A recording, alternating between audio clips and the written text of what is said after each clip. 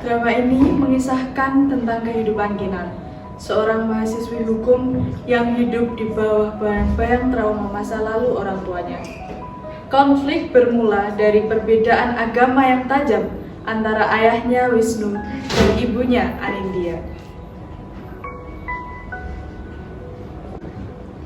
Dimulai dengan kilas balik perselisihan tajam antara Wisnu muda dan Anindya akibat perbedaan keyakinan.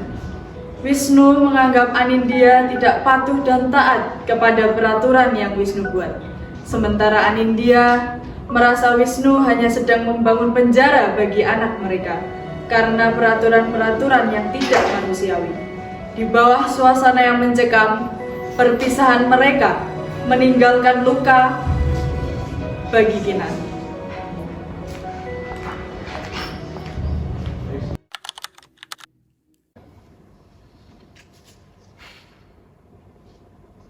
Aku pikir setelah Kinan lahir, dia itu akan ikut jalanku.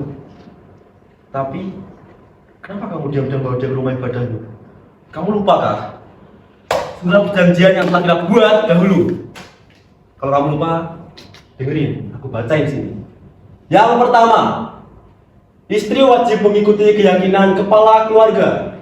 Kedua, anak akan dibesarkan sesuai aturan dan keyakinan suami. Ketiga, segala urusan keluarga berada. Aku muak dengan semua ini. Jadi selama ini kamu hanya menungguku berubah. Cinta yang kamu tawarkan dengan penuh syarat. Dan syarat itu adalah mengubah jadi diriku sendiri. Tidak ada dua kapten dalam satu kapal yang dia. Kalau kamu tuh bisa mengikuti keyakinanku, silakan pergi dari sini. Tapi jangan harap kamu bawa Kinan keluar dari saya. Aku capek dengan semua ini. Kalau Kinan tak di sini, berarti kamu bukan membesarkan anak. Kamu hanya membangun penjara di rumah ini. Dan aku baru sadar kalau akulah tahanan yang pertama di rumah ini. Kita cerai.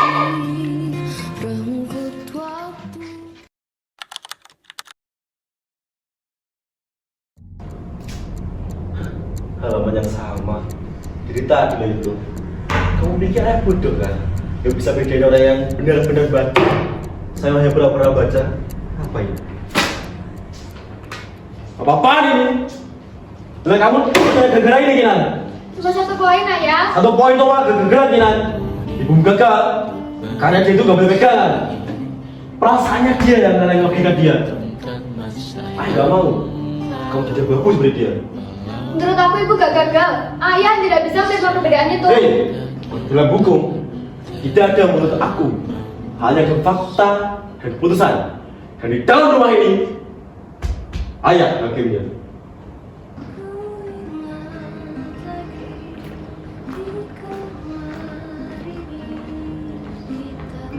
Di kampus, Kinan terjepit di antara tekanan Profesor Ratna dan kepedulian teman-temannya. Aruna mencoba menenangkannya, sementara Aksa mendorongnya untuk melawan ketidakadilan. Kinan berada di titik jenuh karena merasa selalu salah, baik saat dia diam maupun dia berusaha melawan.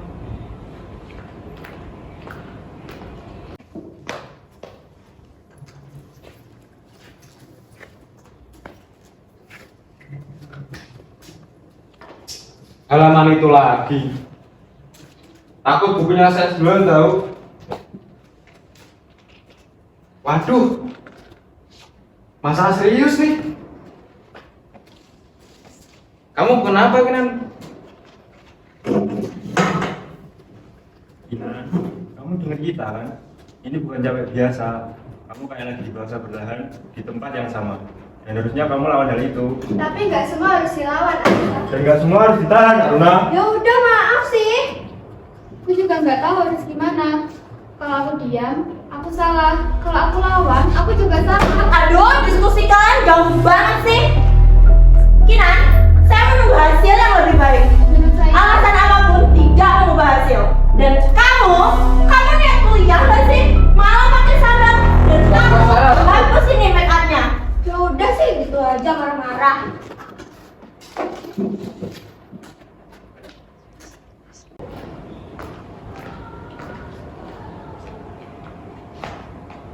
narasi beralih ke lingkungan sosial di mana para tetangga seperti Pak RT, Bu Marta memberikan tekanan terselubung mengenai standar kesempurnaan. Bagi Kinan, komentar mereka hanyalah pengingat bahwa kegagalan akan selalu menjadi bahan perbincangan di lingkungan tersebut.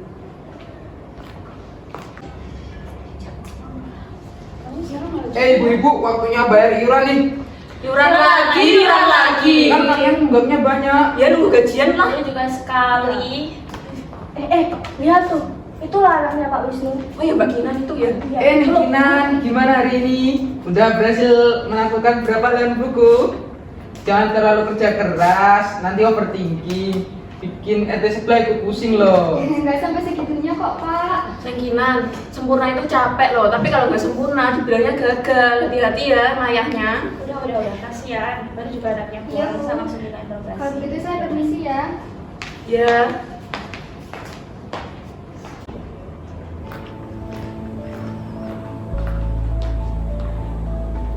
Suasana rumah semakin berat saat Wisnu kembali menekan Kinan untuk belajar tanpa henti. Di balik punggung Wisnu, Mbak Tiara menyampaikan kabar bahwa ibunya, Anindya, sangat merindukannya. Hal ini memicu gejolak kerinduan sekaligus ketakutan dalam diri Kinan.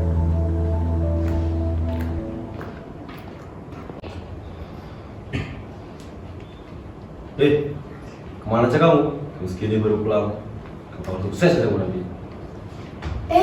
Iya Pak, saya lupa ngomong. Kemarin saya dapat kabar loh dari Bu Anindya. Beliau tanya tentang kemungkinan. Ya, jangan sesekali kamu bahas dia di rumah ini. Cukup Pak ya.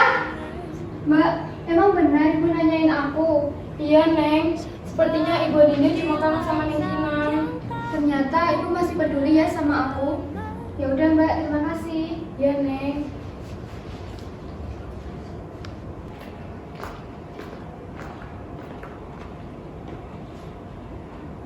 Kinan mencari perlindungan sesaat di rumah Aruna. Di sana, ia menemukan kehangatan dari Ibu Aruna yang mengingatkan bahwa Kinan tidak harus selalu kuat dan boleh beristirahat. Meski Wisnu terus meneror melalui telepon, Kinan mendapatkan sedikit ketenangan sebelum kembali melangkah.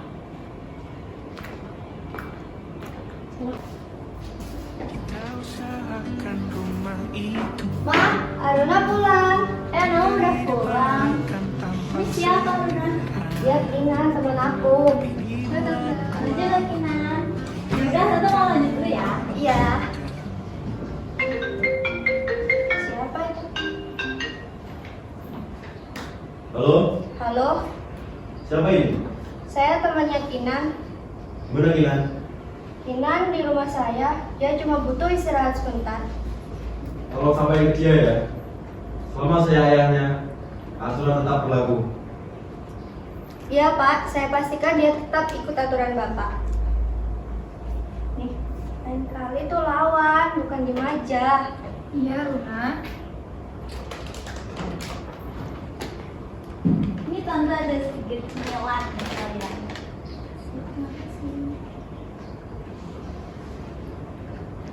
Kinan, Tante cuma mau bilang, kamu tuh gak harus selalu kuat di depan semua orang. Kalau kamu capek, kamu tahu kan harus pulang kemana? Kok Tante tahu kalau aku capek? Dari aku. Maaf ya. Terima kasih ya Tante udah perhatian sama Kinan. Iya. Nih, lihat nih. Bagus kan?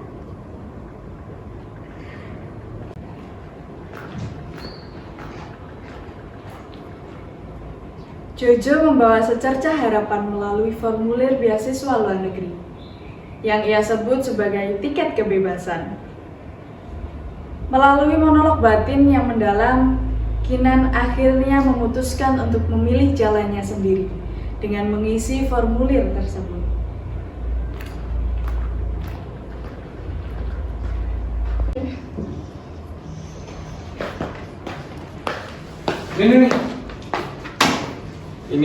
Ini tiket menuju kebebasan dan kesetaraan alias beasiswa luar negeri.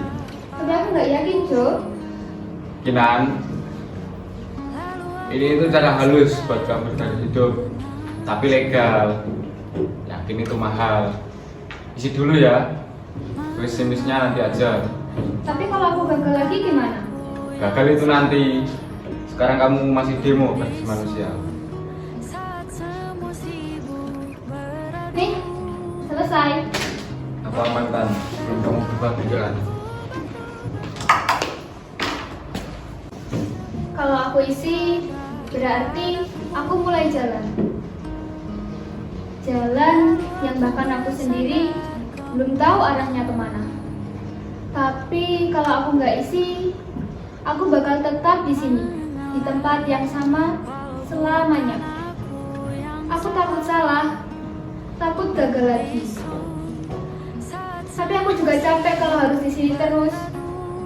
Untuk sekali ini aja, aku mau coba pilih jalan aku sendiri.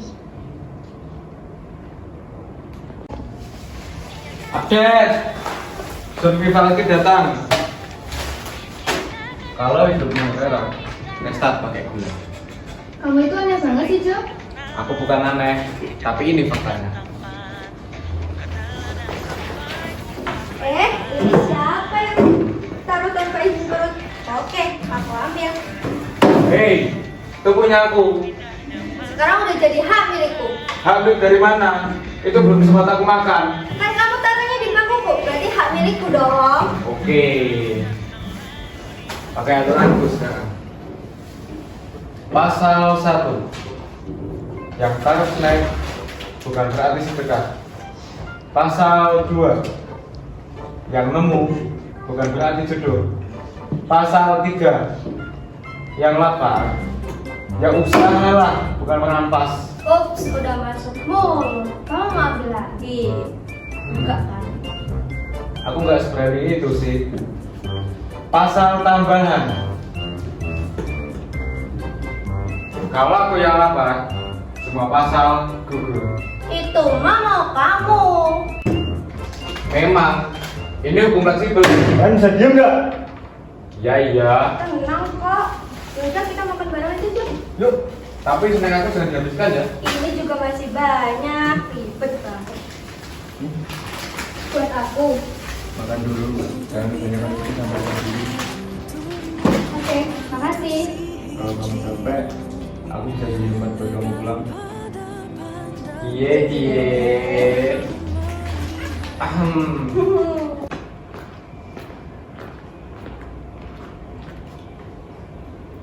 Mbak Tiara mengatur pertemuan rahasia antara Kinan dan Anindya di sebuah taman. Dalam pertemuan emosional ini, Anindya meminta maaf atas masa lalu dan memberikan kekuatan juga nasihat bagi Kinan untuk terus berani memilih jalannya sendiri di atas segalanya.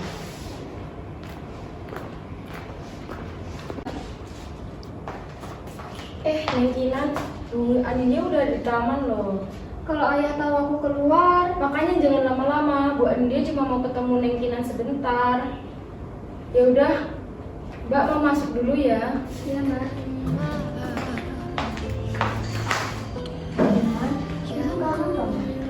Kenapa Bu? Kenapa aku dulu nggak ikut Ibu aja? Itu bukan keputusan yang mudah. Ayahmu waktu itu sangat keras.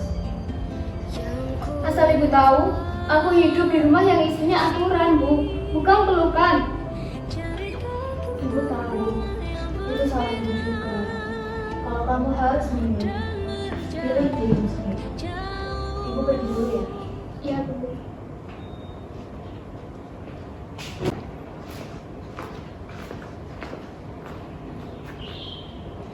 Konflik mencapai puncaknya saat Wisnu mengetahui pembangkangan Kinan.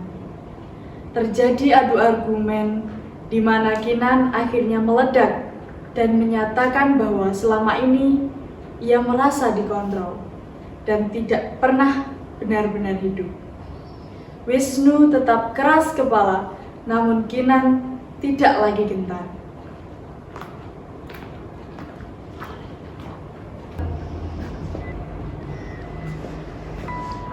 Ngapain aja kamu selama ini pergi? Aku cuma keluar sebentar. Keluar bentar mau ngapain? Gak berani kamu di rumah ini. Aku cuma ketemu ibu. Oh, jadi selama ini kamu ngapain selalu minta ayah untuk bertemu ibu kamu itu? Tapi kenapa ya? Dia ibuku. Kenapa ayahmu? Yang membesar kamu dari kecil, kamu hidup di rumah ini gara-gara siapa? Ayah. Aku memang hidup di rumah ini, tapi aku tidak benar-benar hidup. Kina, kamu apa tahu apa yang hidup? Aku tahu rasanya dikontrol. Dan aku tahu kamu hampir gagal dari dia. Aku capek hidup di bawah kondisi saya. Capek? Lemah kamu Kina? Aku bukan lemah, aku manusia. Oh, selamat. Sekarang.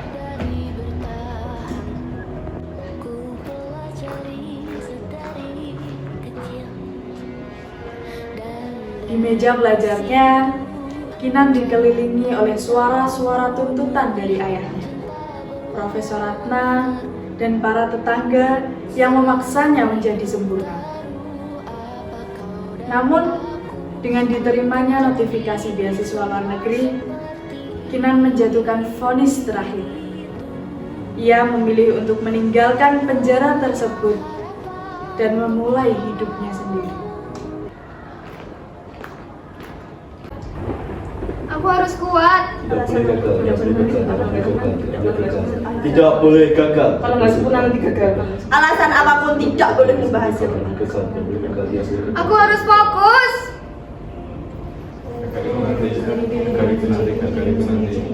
Pilih dirimu sendiri. Kalian lawan aja. Kamu punya pilihan kok. Gagal itu nanti.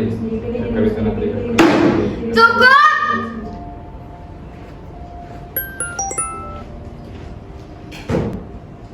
Kalau aku tetap di sini, aku akan terus jadi bagian dari vonis orang lain. Aku harus keluar. Aku harus meninggalkan semua ini dan melanjutkan hidupku yang lebih baik. Ini vonisku sendiri. Aku keluar dari kehidupan ini dan memilih hidupku sendiri.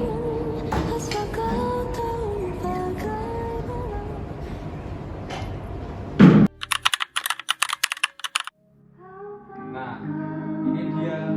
Selamat ya, Nak. Akhirnya kamu bisa bebas dari jerawat.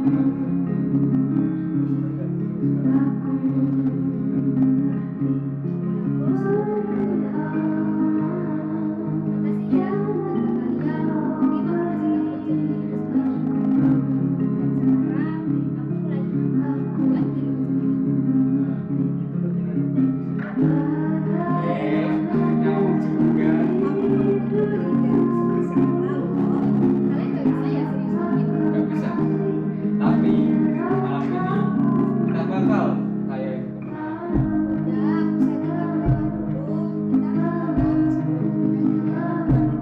paling juga yang dikangenin cuma Amsel. Udah, kameranya udah siap.